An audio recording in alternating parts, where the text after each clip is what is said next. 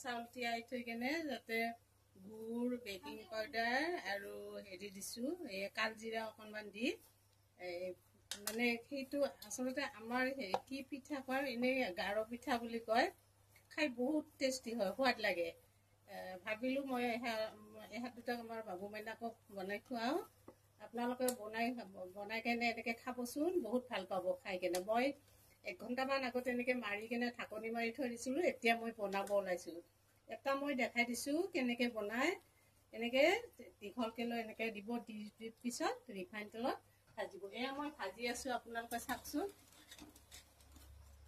এয়া গাখীৰ চাহেদিও খাব পাৰে আপোনালোকে দৈৰেও খাব পাৰে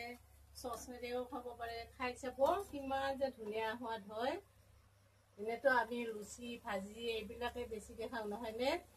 এনেকৈ ঘৰুৱা বস্তু খালে ল'ৰা ছোৱালীবিলাকেও বুজি পায় ঘৰুৱা বস্তু কি সেইকাৰণে মই আজি বনাই চালোঁ